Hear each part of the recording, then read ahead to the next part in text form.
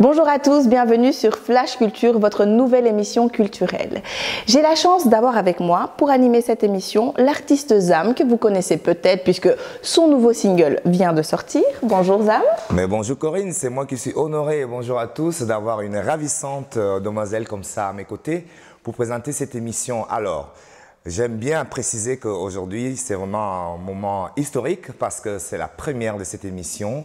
Flash Culture. Flash Culture, c'est une émission qui parle de la culture en général, mais de l'art en particulier. Flash Culture, c'est une émission qui met en lumière cette Europe enrichie de ces nouveaux Européens qui sont donc des étrangers. Mais je ne sais pas, Corinne, on n'est pas vraiment étrangers. Hein. Moi, je me Finalement, sens pas du tout étrangère. on s'assume en tant que citoyen du monde. Donc, Flash Culture, si exceptionnellement, nous allons mettre en lumière le magazine Bruckmer et aussi le festival Bruckmer qui a lieu du 12, 14 et 15 avril. C'est chouette que tu parles de Bruckmer parce que justement hier nous étions au lancement de la 7e édition du magazine Bruckmer et on y a rencontré notre premier invité qui s'appelle Tiny and Brown qui viendra en première partie d'émission nous parler de son métier de blogueuse et en seconde partie d'émission on va accueillir avec nous l'auteur Momi Mbouzé qui viendra nous parler de son livre Les Chroniques de l'Empire Ntou. Donc je vous propose de les accueillir tout de suite. Ce magazine est né de la volonté de valoriser toutes les personnes, les concepts et les projets ayant pour origine, de manière éloignée ou non, de l'afro-descendance. Donc il reste un concept inclusif. Il est décliné en plusieurs parties. Le magazine papier qui est un outil de communication, un outil de rassemblement, mais également nous valorisons à travers des concerts, à travers des activités de promotion des artistes afro ici en Belgique. Nous savons tous que les difficultés sont énormes pour ces jeunes artistes.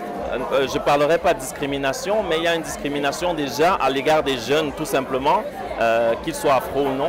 Une discrimination qui fait qu'ils ont très peu de facilité, très peu d'accès aux médias, aux mass médias notamment, pour présenter leurs projets quand ça ne convient pas à une certaine classe médiatique.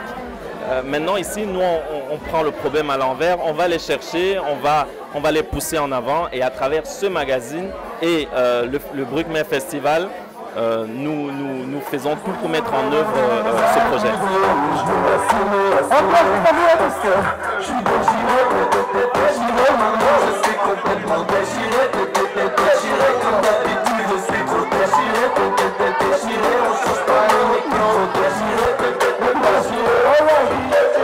Quels sont vos ressentis par rapport à cette soirée?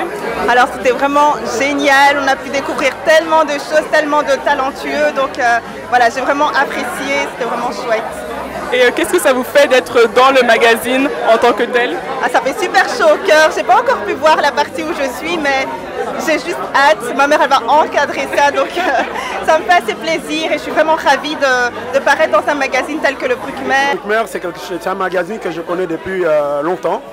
Et venir pour encourager en tout cas un collègue, un partenaire avec qui on a beaucoup d'infinité, c'est toujours une bonne chose, quoi. Et surtout quand on voit beaucoup de monde, parce qu'il y a énormément de monde, l'occasion d'échanger, de dialoguer, ce qu'on n'a pas toujours l'habitude de voir souvent, ça arrive comme ça un vendredi soir où les gens s'échangent des cartes de visite, se rencontrent, c'est toujours très intéressant. On a la une aussi, Cécile Djonga qui est vue partout en ce moment et qui est partie de la comédie, qui récemment a présenté The Voice dans les coulisses. On a la nouvelle Miss Africa Belgique. Chaque année, on fait un zoom sur la nouvelle Miss Africa Belgique.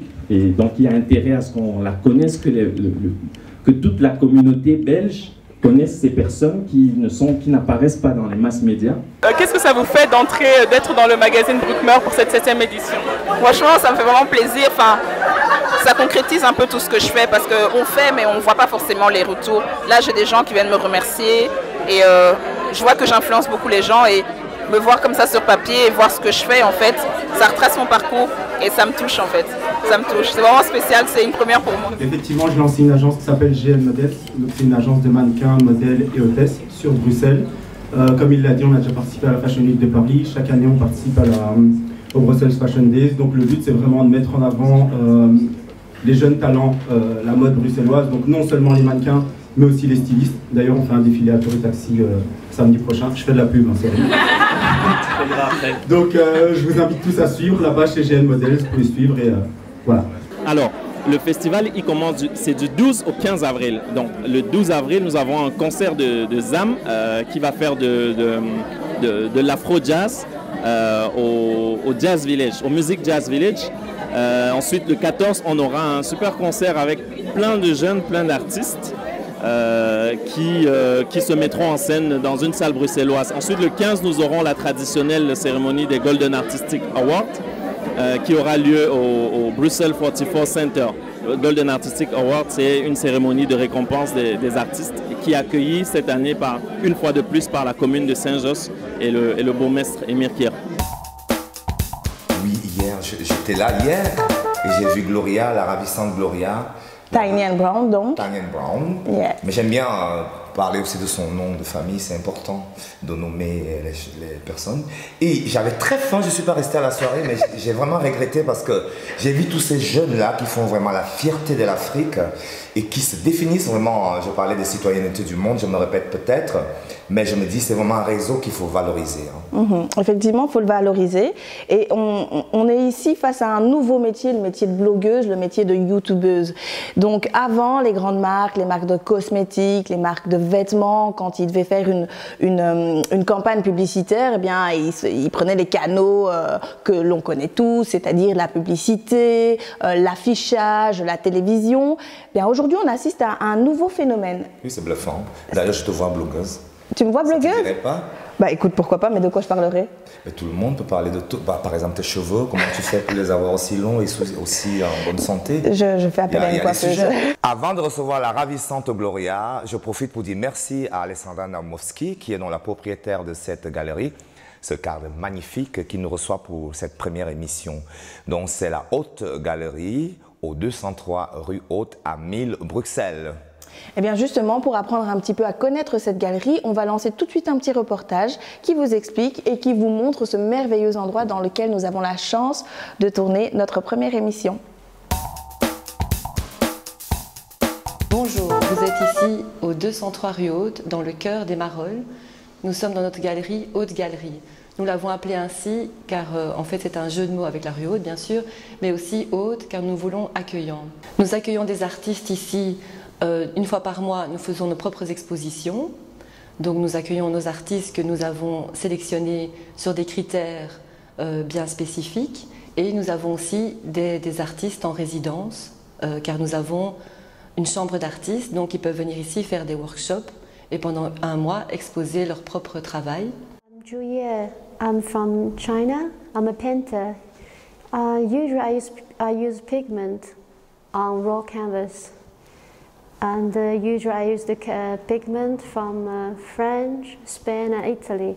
They're very pure and I try to capture the nature. Donc nous travaillons en alternance, comme ça aussi nous pouvons mieux nous concentrer sur nos propres expositions. Et donc en fait nos critères, nous sommes plutôt dans le surréalisme et plutôt dans le figuratif.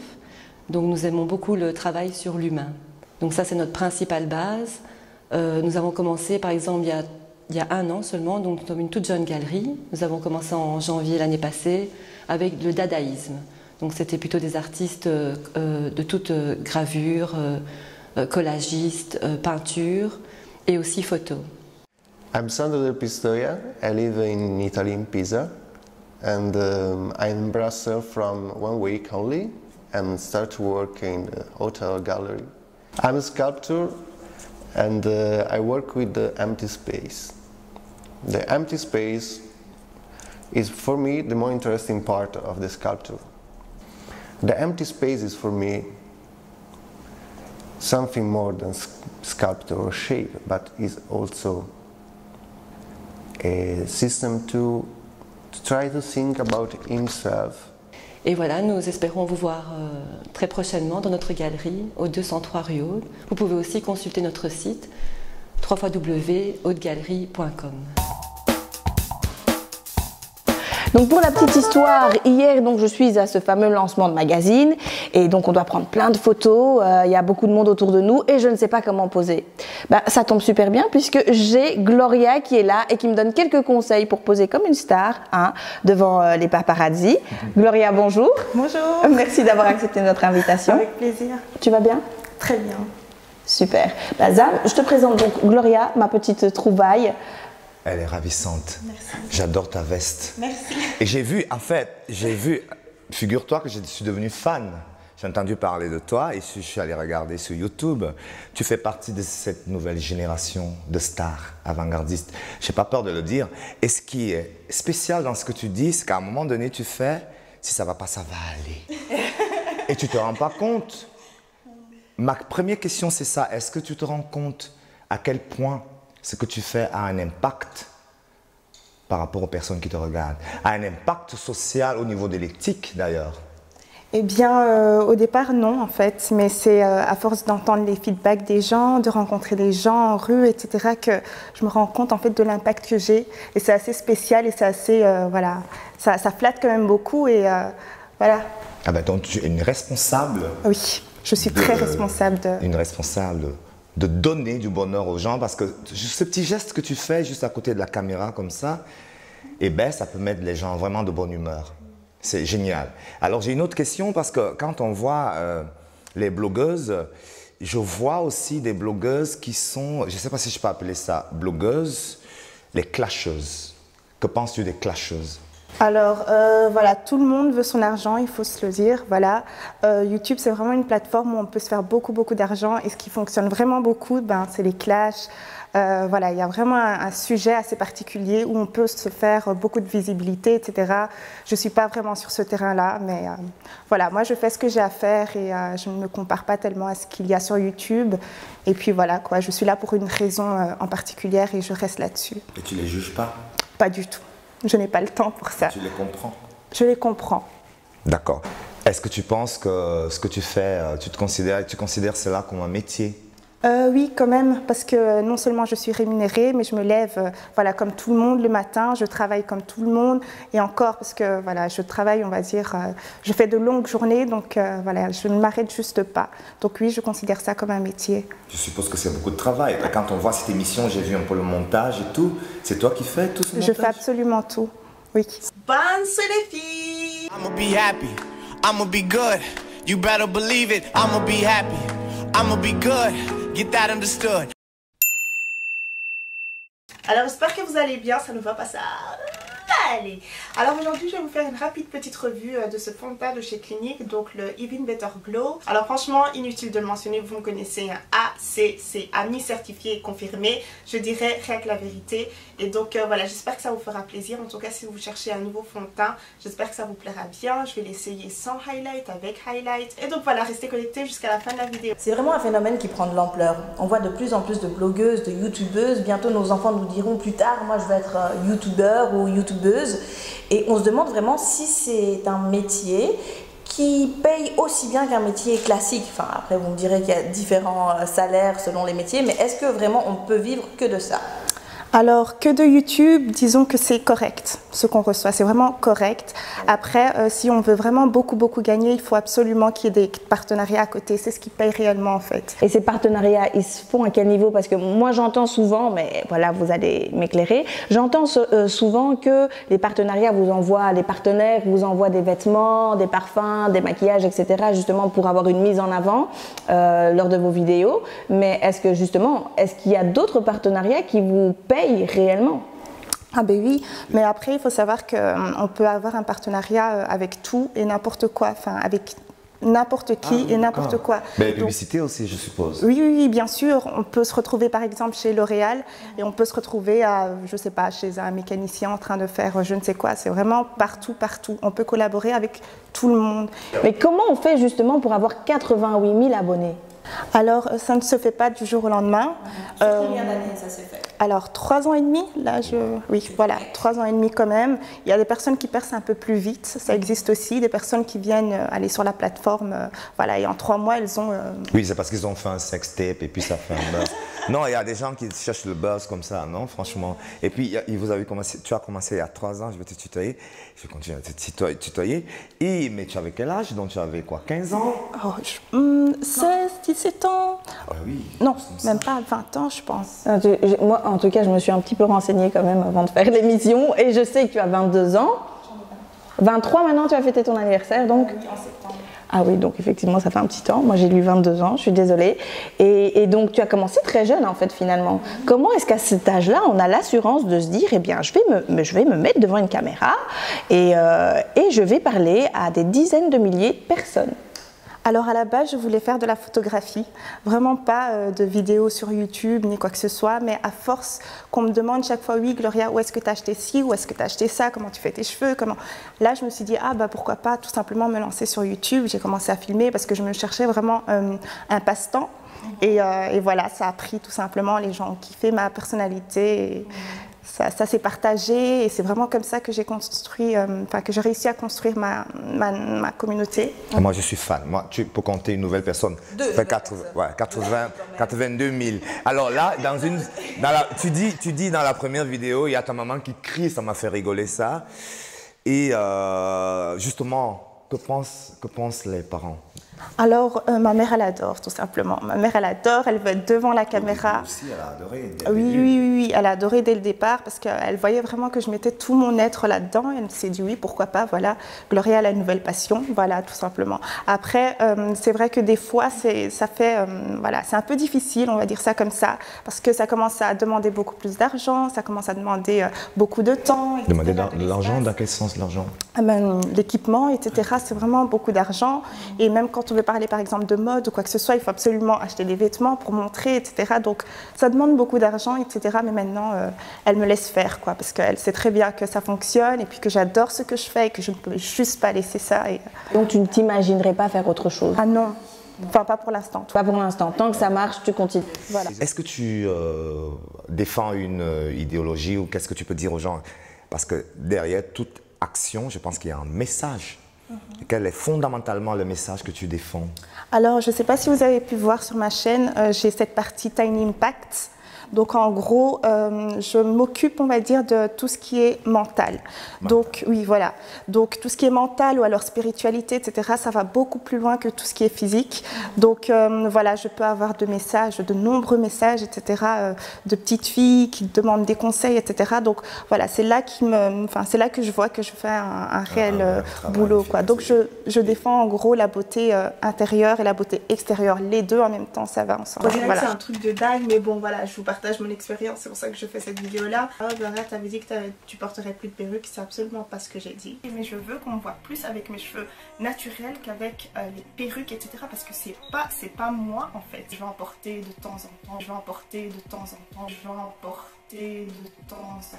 Je suis impressionnée, tu portes une perruque et tu l'avoues devant les caméras. Ah ben oui, j'avoue tout le temps, hein, quand on me le demande, je n'hésite absolument pas à dire écoutez les gars, ça ce n'est pas mes cheveux. Et j'en suis fière d'ailleurs parce qu'en dessous j'ai vraiment des cheveux qui me représentent réellement. Et donc oui voilà, je les porte souvent aussi mes cheveux, mais je les ai coupés récemment. Oui, j'ai vu l'extrait sur YouTube où tu dis que tu as coupé tes cheveux, alors tu les as coupés pourquoi? Alors, ils étaient en mauvaise santé, tout simplement. Il fallait que je coupe, même si j'avais un afro assez imposant, il fallait absolument que je coupe. Et en faisant justement cette action-là, j'ai montré à plusieurs personnes, écoutez, ce qui est le plus important, en fait, c'est de se représenter. Peu importe que ce soit court, long, ça n'a pas d'importance. Donc, voilà, ça a beaucoup inspiré et j'adore ça, tout simplement. Et donc, pour toi, il ne faut pas avoir honte de dire, voilà, ce ne sont pas mes cheveux naturels, parce que dans la communauté noire en particulier, c'est une question très courante. Est-ce que ce sont tes cheveux, hein, Pas seulement dans la communauté noire, parce que tout le monde pose la question de est-ce que ce sont tes cheveux? J'ai l'impression quand même, j'ai quand même l'impression, en tout cas moi on me pose la question au moins 1 ou 2 fois par jour. Et donc justement je me posais la question pour celles qui n'ont pas de cheveux naturels, c'est pas une gêne en tout cas pour quelqu'un comme toi de devoir répondre ben non c'est une perruque? Absolument pas. Je trouve ça fantastique aussi dans tout ce débat de comment choisir son look. Est-ce qu'il faut finalement avoir un look on va dire, entre guillemets, à l'occidental, ou en look nappy, c'est ça, les cheveux crépus, ou en look des temps passés, ou en look futuriste, finalement? Absolument pas en fait, il faut se représenter tout simplement. Alors moi je dis tout le temps, à partir du moment où on accepte la personne qu'on est, où on est fier de ce que l'on est, ben là on peut vraiment se lancer dans tout ce qui est perruque, etc. Ça n'a absolument pas d'importance, mais il ne faut pas cacher en fait nos racines, ce qu'on est. Mais est-ce que pour toi justement le fait de mettre une perruque, est-ce que c'est se représenter? Parce que moi j'entends me représenter justement, représenter ma nature première comme je suis, c'est-à-dire mes cheveux au naturel. Donc pour toi, c'est pas parce qu'une femme porte des extensions, des perruques ou tout ce qu'on veut, c'est pas pour ça qu'elle ne se représente pas et c'est pas pour ça qu'elle est pas fière finalement. Et absolument pas. Personne, enfin aucune femme n'a à se justifier sur le look qu'elle choisit tout simplement. Mais voilà, comme je le dis encore une fois, il faut absolument qu'elle puisse s'accepter d'abord telle qu'elle est avant de pouvoir voilà, se lancer dans tout ce qui est fantaisie, etc. Oui, un dernier mot peut-être pour des personnes qui veulent, comme toi, devenir blogueuse, une chose. Et une dernière chose aussi, c'est de dire, tu vas parler de spiritualité, est-ce que tu crois en quelque chose? Alors oui, je crois en Dieu. Voilà, je suis née dans la religion, etc. Mais je ne me considère pas vraiment comme étant une personne religieuse, mais plus spirituelle. Ça se voit pas que tu es religieuse. Je suis spirituelle, c'est autre chose, c'est vraiment comprendre, etc. Voilà, ce n'est pas simplement lire et voilà, essayer de dire ce qu'on sait, etc. C'est vraiment agir en fait. Donc voilà. Un conseil pour les futures blogueuses? Un conseil, lancez-vous tout simplement. Lancez-vous. C'est souvent ça en fait. Les gens se retiennent par rapport à ça. Merci beaucoup. C'était très très chouette de t'écouter. C'est très inspirant. Maintenant, on va passer à un jeune activiste congolais qui s'appelle Moumi Mbouze. Moumi Mbouze est considéré comme non seulement activiste, mais il est également auteur. Il a écrit environ 32 œuvres, dont 7 ont été édités. Et on va s'attarder justement sur les chroniques de l'Empire Ntou, qui, 5 ans avant le fameux film Black Panther qui fait buzz aujourd'hui, a imaginé une Afrique du futur. C'est incroyable. Donc, on va accueillir Moumi Mbouze.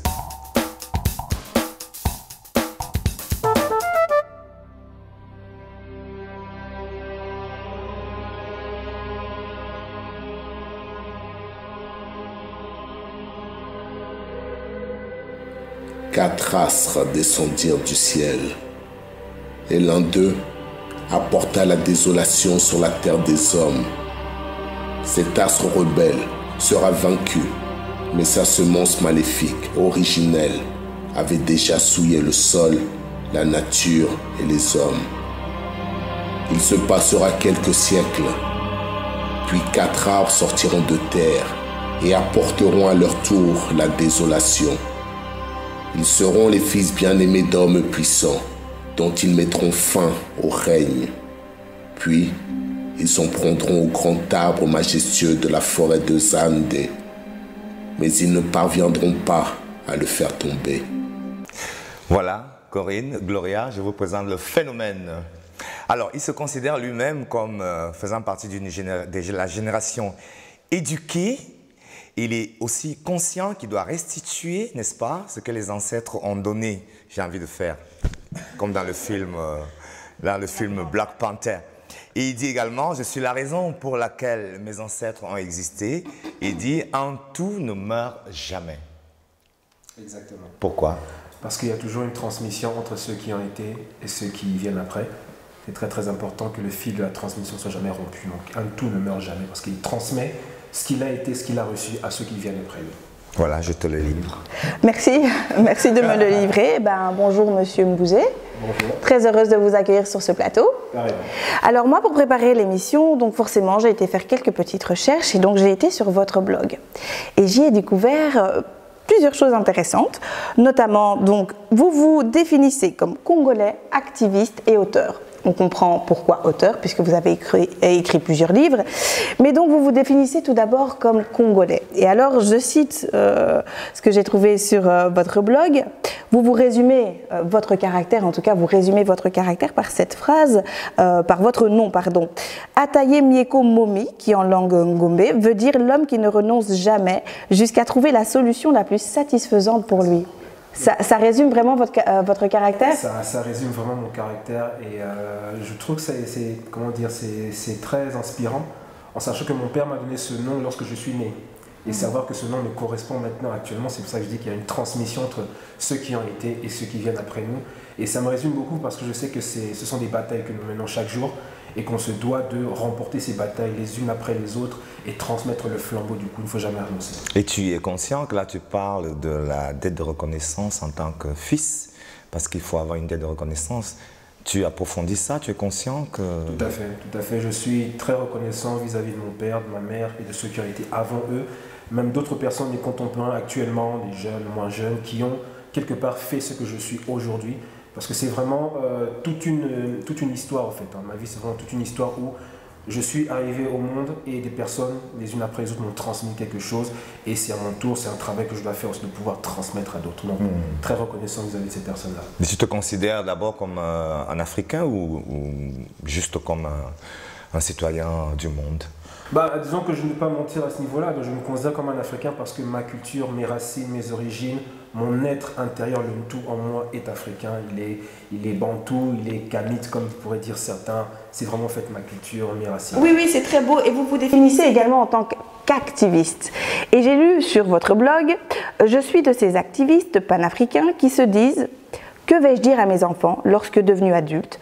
Ils me demanderont « Lorsque l'Afrique était dans cette situation-là, qu'as-tu fait concrètement à ton niveau ?» Eh bien, je vous pose la question, peut-être avant vos enfants, mais qu'avez-vous fait à votre niveau? C'est déjà la première chose, c'est d'abord être soi-même conscient des enjeux, être conscient du passif historique qu'il y a au-dessus de nos têtes, dans nos cœurs aussi, dans notre esprit, et de savoir qu'on a chacun à son niveau quelque chose à faire. Je dis souvent aux gens que l'Afrique est énorme, le Congo est énorme, il y a de la place pour tout le monde et du travail pour ceux qui veulent travailler, bien sûr, parce que certains ne veulent pas travailler. Donc c'est à ce niveau-là que je me suis dit, regarde ce que toi tu peux faire et fais-le. Et ma prise de conscience a commencé vraiment en 2007. Donc, je pourrais même dire avant, mais vraiment au niveau panafricain de l'engagement. Ça a commencé en 2007 avec le décès de mon père qui a été vraiment un électrochoc. Je suis allé au pays une première fois en 2007. J'ai revu le pays qui avait changé depuis que je l'ai quitté en 1993. Et ensuite c'était 2008. Et c'est après ce deuxième voyage, je me suis dit, qu'est-ce que toi, concrètement, tu peux faire pour ton peuple, pour l'Afrique? Et c'est là que mes initiatives ont commencé. J'ai lancé d'abord une ASBL ici en Belgique qui est appelée Banamboka. C'est vraiment pour valoriser, mettre en avant les modèles d'excellence de la communauté africaine. Banamboka, ça veut dire quoi? Les enfants du pays.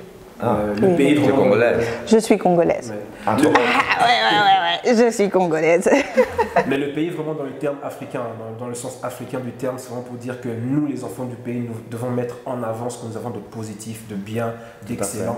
Non seulement par rapport à nos contemporains d'aujourd'hui, mais aussi par rapport à notre passé. Vraiment remettre toute cette histoire, cette culture-là en avant. Et j'ai lancé d'abord Banamboka, et ensuite il y a eu toute la période avec les élections au Congo. Là, j'ai lancé d'autres initiatives comme le magazine en ligne ingeta.com. Il y a eu aussi Campus Congo que j'ai lancé, qui est une sorte de think tank pour jeunes activistes congolais pour se retrouver un peu à huis clos, pour discuter des enjeux, des problématiques qu'il y a au Congo par rapport aux Congolais ici et ailleurs.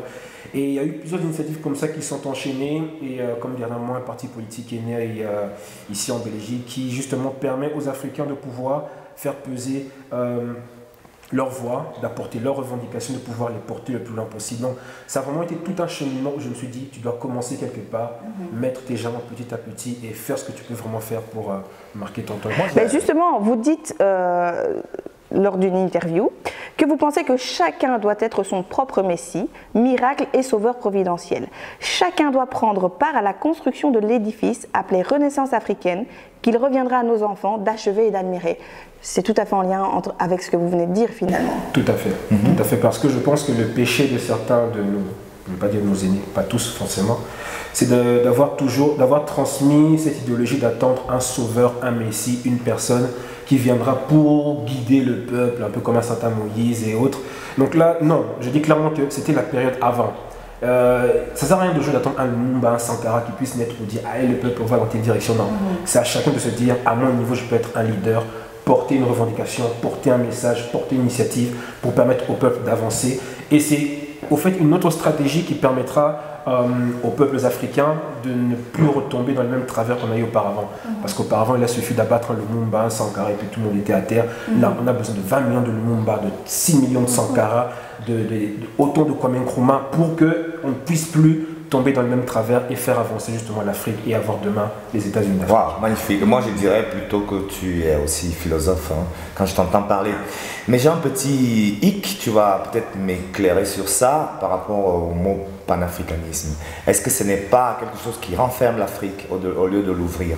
Non, panafricanisme, bon, ça vient du pan, c'est-à-dire entre Africains déjà, c'est-à-dire se rassembler entre Africains, mettre en avant ce qu'on a en commun.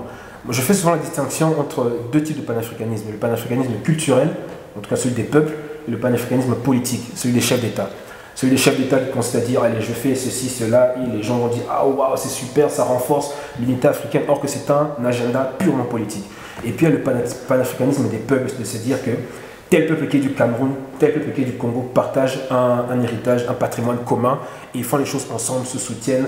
Tel peuple va aller en Éthiopie alors qu'il est d'Afrique de l'Ouest et se soutiennent mutuellement dans les luttes. L'Union africaine, quoi. L'Union africaine. Tu y crois vraiment? Des peuples, oui. Est-ce que c'est pas un peu dépassé? Est-ce que c'est pas une idéologie qui était née des indépendances où à un moment donné ils voulaient faire l'Union africaine, enlever les frontières et tout? Est-ce qu'on a besoin de ça? Est-ce que c'est nécessaire pour l'évolution de l'Afrique? Est-ce qu'il ne faut pas justement se connecter surtout à la mondialisation, à la citoyenneté du monde, et enfin, je sais pas. C'est une question comme ça. Hein. Oui, non, mais je pense qu'avant d'apporter quelque chose aux autres, il faut savoir d'abord être soi-même, ce que l'on est. C'est-à-dire, avant de se dire que je vais apporter au monde tel, ceci ou cela, il faut d'abord être soi-même déjà bien. S'assumer, bien sûr. Voilà, s'assumer, se construire. Et l'Africain doit apprendre d'abord à se construire, à se reconstruire. Reconstruire, renaissance. Donc on doit se reconstruire avant de pouvoir prétendre apporter quelque chose à la société. Mais moi j'ai une question par rapport à ça, justement, parce que à l'heure actuelle, par exemple, vous vivez en Belgique. Bah oui. N'est-ce pas? Donc vous avez... Pardon? Je suis là. Oui, vous êtes là avec nous en Belgique, mais vous y vivez. Hein. Vous vivez en Belgique et dans votre raisonnement, j'ai pas l'impression qu'il y ait place justement à cette nouvelle génération, puisque pour ma part, j'ai l'impression quand même qu'il y a que les Africains qui vivent ici, comme vous, qui ont grandi en Belgique, ne sont pas des Africains... oui, c'est un peu des bounty, mais quelque part, il y a une autre richesse qui est venue s'ajouter à la culture africaine. Ce ne sont pas les mêmes personnes qu'on trouve en Afrique et qu'on trouve ici. On est bien d'accord? Donc, j'ai pas l'impression qu'il y ait place justement pour cette nouvelle culture, tous ces mélanges, tout ce qu'on a de bon, tout ce qu'on a pu prendre de bon de l'Occident, et parce que vous vivez en Belgique et finalement, vous êtes quand même belge. Donc, dans votre discours, je n'ai pas l'impression qu'il y ait la place justement pour la diversité. Oui, c'est pour ça que je disais, j'ai peur que ça c'est un peu fermé. Enfin, c'est une idée comme ça quand tu parlais de panafricanisme. Non, en fait, je dis souvent alors une que chose, tu es belge. Même sur le plan administratif, je suis toujours congolais, parce que j'ai refusé la nationalité belge pour... tu l'as refusé. Pourquoi? Pour correspondre en fait à, si je puis dire, à ce que tu défends. À ce que je défends. Je me suis dit, bon, autant garder ma nationalité et voilà, pouvoir dire que voilà, je vais jusqu'au bout de mon raisonnement. Mais si on va jusqu'au bout de ce raisonnement-là, alors en principe, vous vivez au Congo. Oui, mais ça c'est l'objectif du retour, le rapatriement. Et quand on est papa avec 3 enfants mariés et autres, c'est un peu plus compliqué que lorsqu'on... Papa, 3 enfants? Oui. Génial, félicitations. C'est un peu plus compliqué que lorsqu'on est seul. Donc, au fait, c'est vraiment c'est de ça dont je parle dans mon autre roman de science-fiction qui est Méthode sur le nouveau paradigme, c'est que l'Africain doit se renouveler. C'est-à-dire une culture est différente d'un folklore parce que le folklore, il est établi, il ne bouge pas. La culture, elle évolue. La culture bantoue d'aujourd'hui n'est pas la même que celle d'il y a 100 ans, il y a 200 ans, il y a 300 ans. C'est-à-dire qu'au fur et à mesure des contacts, une population s'enrichit d'une autre culture, d'un autre rapport. Et c'est ce qu'on vit aujourd'hui aussi avec les populations africaines qui ont grandi et sont nées ici. Ils ont su ajouter à leur patrimoine africain d'autres patrimoines, d'autres apports. Et grâce à ça, ils avancent. Je suis content que tu parles de ça, mais quand on t'écoute parler, il y a comme un double discours. Il y a à la fois tu parles du Congo, tu définis comme un Congolais, après à la fois tu parles un peu d'Africain. Je suis un peu perdu dans le sens où tu utilises plusieurs thèmes pour définir ce que tu défends. Moi, à un moment donné, j'ai l'impression que je défends vraiment l'Afrique. Et puis à un moment donné, j'ai l'impression que je défends que le Congo. Après, à un moment donné, j'ai l'impression que je défends le Bantou. Il faut, je pense, qu'est-ce que tu en penses de cette remarque? Parce que... Oui, bah disons que c'est tout le problème de la colonisation en fait, qui a séparé des peuples qui n'étaient pas séparés, qui vivent ensemble. Je vais vous donner un simple exemple, par exemple mon prénom Momi, qui veut dire l'homme, la virilité, on la retrouve jusqu'au Cameroun. Moumié, qui veut exactement dire la même chose. Ce sont des frontières établies par le colon qui ont séparé des peuples. Et du coup, on s'est retrouvé un peu divisé comme ça. Bon, il y a des amis à moi qui ont appelé ces enclos coloniaux, hein, des frontières tracées pour caser des peuples. C'est au fait ces frontières-là dont on doit tenir compte, parce que c'est une réalité géostratégique aujourd'hui, on doit en tenir compte, mais justement pouvoir les franchir, se dire que nous savons ce que nous étions avant. Ah oui, tu pars de quelque part et puis tu vas. Et qu'est-ce que tu en penses? Toi, tu es d'origine Ghanéenne nigériane. Ghanéenne nigériane, est-ce que tu te définis d'abord comme une africaine? Est-ce que tu te définis juste comme une personne? Alors moi, je me définis comme une personne d'abord, mais bien sûr comme une africaine, hein, avant tout, bien sûr avant d'être belge et avant d'être quoi que ce soit. Donc oui, j'adore le discours qu'il tient. C'est vrai que je ne suis pas vraiment d'accord à tous les niveaux, mais j'essaye de l'écouter et vraiment de le comprendre en fait. Et je trouve qu'il a vraiment, c'est un philosophe comme vous le dites. Oui, moi je pense qu'il y a une portée philosophique. Mais vous dites que les Africains doivent connaître leur histoire et je comprends bien, j'entends bien. Mais vous avez pourtant choisi de faire une fiction. Pourquoi pas faire justement un livre qui compterait peut-être juste l'histoire des Congolais, qui finalement, comme on l'entend, n'est pas que l'histoire des Congolais, puisque on sait que c'est parti d'une racine commune avec plusieurs peuples d'Afrique. Mais vous avez choisi de prendre ce côté un petit peu imaginaire, ce côté fantastique. Pourquoi ne pas avoir sorti vraiment, je ne sais pas, un documentaire ou un livre qui retrace exactement, il y en a qui existent. Tu parles de la chronique de l'Empire tout? Oui, moi je parle justement de la chronique de l'Empire. Le but est très simple, c'est comme ma sœur Gloria, je n'ai pas forcément la formation d'historien ou scientifique pour le faire, même si j'aime beaucoup tout ce qui touche à l'anthropologie. J'ai voulu justement faire une fiction, pourquoi? Pour permettre à ceux qui ne sont pas très calés en livres d'histoire, mais qui n'aiment pas trop lire les bouquins d'histoire, de se dire, à partir de ce roman fiction, j'ai décelé des choses intéressantes qui vont me permettre d'aller creuser un peu plus loin. Parce que beaucoup de gens me demandent souvent, est-ce que l'Empire tout a existé? Est-ce qu'un tel a existé? Or que non, ce sont vraiment des faits séparés. J'ai pris dans l'Empire du Ghana, l'Empire Ashanti, j'ai pris des éléments historiques de l'Éthiopie, j'ai romancé et j'ai mis dans les chroniques de l'Empire tout, ce qui permet à chacun de pouvoir se dire, je vais voir si ça existait. Et ainsi, on passera de la fiction au livre historique. Oui, on voit, on a parlé de l'engouement qu'il y avait autour du phénomène Black Panthers, justement, et que ce phénomène où on a l'impression vraiment que le monde entier s'est réveillé et oui, on a un peu cette impression que le monde entier s'est réveillé et enfin, les enfants et les adultes ont des personnes qui leur ressemblent. Justement, en parlant de fiction, déjà j'ai lu que vous aviez écrit cette trilogie, donc les Chroniques de l'Empire tout, en 6 mois. 6 mois seulement pour écrire une trilogie, je trouve ça quand même assez exceptionnel. Et donc après, vous avez agrémenté ça de recherches pour que les personnages, les lieux ressemblent à des vrais personnages et à des lieux réels en Afrique. Ce qui est un peu la similitude avec le film Black Panthers. Et donc forcément, il y a des similitudes entre votre trilogie et ce fameux film. J'en ai relevé quelques-unes. Bon, la place importante, la première, c'est la place importante de la spiritualité dans votre livre et dans le peuple, pour le peuple tout, comme les Wakandais, c'est exactement ça. Et est-ce que vous en avez relevé d'autres? Disons qu'il y a beaucoup de similitudes, mais je n'ai pas envie de rentrer dans le comment ça s'appelle, le plagiat ou autre, parce que je ne pense vraiment pas que ce soit ça. Je ne pense pas que Ryan Coogler ait été... je ne pense même pas qu'il suffit de lire les livres en anglais. Non, mais il a très certainement dû faire des recherches comme vous, donc forcément ça s'explique. Mais je pense qu'un très bon auteur ou un très bon directeur de film veut que son film, son ouvrage soit quelque chose d'authentique. Du coup, il va d'abord aller faire des recherches. Et c'est ce que moi j'ai fait durant plusieurs années. J'ai beaucoup lu sur tout ce qui touche à l'Afrique. Et je pense que le réalisateur de Black Panther a fait pareil aussi. Donc du coup, on a voulu se rapprocher le plus près possible de la racine mère, donc de la culture, de l'histoire, des traditions africaines. Et c'est ce qui fait qu'on est arrivé à avoir beaucoup de similitudes. Bon, maintenant, il y a d'autres similitudes qui sont moins évidentes. Par exemple, le croisement des bras. Bon, là, on sait que ça remonte à l'Égypte pharaonique, qui a une représentativité qui touche à tout ce qui est à la royauté, au titre du pharaon qui tient ses 2 bâtons de pouvoir. Bon, maintenant, lui et moi, on a adapté ça en forme de salut. Bon, allez savoir pourquoi il a fait ça. Alors, une dernière question pour toi. Est-ce que tu penses, toi et Ryan Coogler, qui est le réalisateur de Black Panther, vous pensez que ce film va tout à coup changer les mentalités africaines? C'est la première question et la dernière. Est-ce que tu penses que toutes les traditions africaines sont nécessaires? À la première question, je dirais non. On va juste dire que Black Panther, c'est une pierre de plus qui est apportée à l'édifice, qui est juste là pour donner, si je peux dire, une certaine direction, rappeler certaines choses et pousser les gens à se poser les bonnes questions peut-être par rapport à l'Afrique d'hier. Élever les consciences. Exactement, à l'Afrique d'hier, d'aujourd'hui et de demain. Est-ce que toutes les traditions africaines sont bonnes? On va dire non, c'est un peu comme les lois. Il y a certaines lois qui ont été votées en 1800 et des qui aujourd'hui ne sont plus d'application, qu'il faut abroger. Mais il y en a d'autres qui sont encore intéressantes et qu'il faudrait, je pense, continuer à pratiquer, à transmettre. Bien sûr, ça va de pair avec le fait que la tradition en question, il faut voir maintenant comment on l'applique, où on l'applique. Parce qu'il y a des traditions qu'on ne peut pas appliquer n'importe où.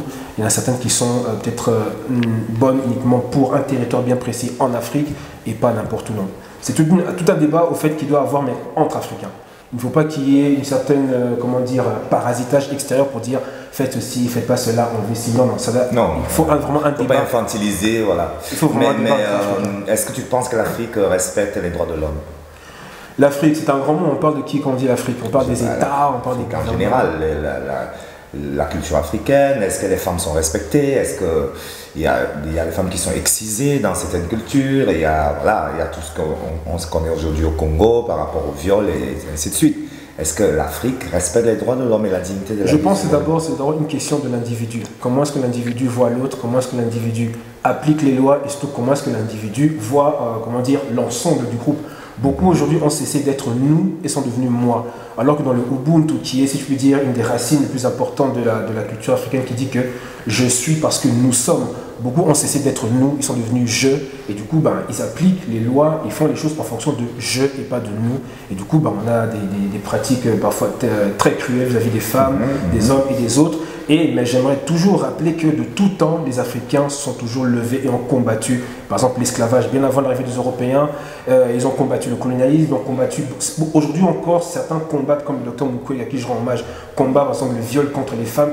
Donc il y a de tout temps des Africains qui se battent, mais malheureusement, tous ne sont pas médiatisés. Et du coup, on pense que l'Afrique ne respecte personne et pas elle-même. On n'a pas l'esclavage, c'est les Africains qui ont vendu les esclaves. Non, je ne suis pas très d'accord dessus. C'est une question. Je pense que sur le débat de l'esclavage, on va dire ceci. On va dire que, compte tenu du fait que ceux qui ont lutté contre l'esclavagistes ont été soit vaincus, soit déportés, il ne restait sur place que les plus faibles et ceux qui, pour survivre, ont dit « j'accepte de collaborer ». On a eu ça en Europe il n'y a pas très longtemps. Il y a eu des collaborateurs. Des collaborateurs avec le nazisme, parce que ceux qui voulaient se battre, soit ont été vaincus, soit étaient partis en Angleterre. Merci d'avoir répondu à nos questions, à tous les deux d'ailleurs. Et alors, parlez-nous un petit peu de vos actualités. Alors, moi, toujours blogueuse, il y a tellement de choses qui m'attendent, j'ai beaucoup de partenariats, etc. Et en ce moment, je suis en train de lancer ma marque. Oui, avec marque de vêtements. Oui, voilà. Et donc, voilà, en ce moment... Hommes et femmes Hommes et femmes. Ah, génial, yes. Oui, oui, c'est très afro. Donc voilà, je lance ça aussi avec un directeur artistique, G, si vous ne connaissez pas. Et voilà, on est en train de vraiment se lancer dans ça et faire le mieux possible pour pouvoir représenter l'Afrique. C'est beaucoup plus loin, enfin c'est beaucoup plus qu'un simple wax ou pagne ou quelque chose comme ça. C'est vraiment quelque chose de nouveau. Donc voilà, j'espère que... On est impatients. Tout à fait. Et vous? Pour moi, en fait, je suis en train de... Premièrement, je réalise une bande dessinée. Donc, l'adaptation d'une de mes hors-séries de la trilogie que je suis en train d'adapter en bande dessinée qui doit sortir normalement à la fin de cette année et qui vise le public anglophone. Et il y a aussi la traduction des Chroniques de l'Empire en anglais. Oui. Donc j'ai lancé un crowdfunding à ce sujet pour pouvoir justement récolter de l'argent pour le traduire en anglais. Donc, en sachant que nos téléspectateurs le sachent, on va sur votre blog, on a toutes les informations. Exactement, sur mouse.com ou alors sur le site Leetchi, Leetchi.com. Vous cherchez Empire Tout, là vous allez voir la cagnotte qui est lancée pour le crowdfunding. Donc en gros c'est ça, et puis bien sûr il y a tous les autres livres qui continuent de sortir, Kemetos le tome 3 qui arrive, je travaille sur le 4. Il y a des projets d'adaptation, bon, il y a aussi Otis, The Way of Life qui est éventuellement dans la tête d'un certain réalisateur qui aimerait pouvoir l'adapter en métrage. Donc il y a toute une actualité comme ça qui est mise en place, en tout cas en ce qui touche tout ce qui concerne la littérature, c'est vraiment ce que je fais actuellement. Eh bien, on est avec un artiste ici, quand même, Zam. Finalement, tu as aussi une actualité. Oui, enfin, ici j'étais surtout chroniqueur, mais bon, oui, j'assume, je suis artiste, je suis chorégraphe, danseur et chanteur. Et je sors un album qui est d'abord sorti en première mondiale au Cameroun. c'est spécial de le sortir d'abord au Cameroun. C'est symbolique pour moi, c'est un peu d'abord un retour aux sources. Mais ce single, il sort au Cameroun aussi parce que je crois à l'Afrique. L'Afrique, pour moi, est le continent du XXIe siècle et c'est une véritable force par rapport à la jeunesse qui se trouve en Afrique et par rapport à cette Afrique futuriste-là. Donc pour moi, c'est très important que ce single sorte au Cameroun. Et il va être présenté ici dans le cadre du Golden Artistic Award Bruckmer, qui a aussi sorti et je pense que Momy Mbouzé sera présent aussi à ce festival qui récompense notamment des personnes, des chanteurs, des acteurs, puisqu'il y a un prix cinéma, un prix musique, un prix stand-up, donc plein de récompenses. Donc des dates à retenir, c'est le 12 au Jazz Music Village, le 12 avril, c'est le 14, il y a un concert au Passage 44 avec une jeune génération d'artistes, de chanteurs. Et puis le 15, on clôture la soirée par la remise de prix des Golden Artistic Awards. Donc c'est le 15 avril au Bruxelles 44 Center. Eh bien, écoute, le rendez-vous est pris. On sera présent au Bruckmer Golden Artistic Awards avec Momy Mbouzé, d'ailleurs, n'est-ce pas? Merci à tous d'avoir suivi cette émission. J'espère que vous avez passé un bon moment avec nous. C'était Flash Culture et à bientôt.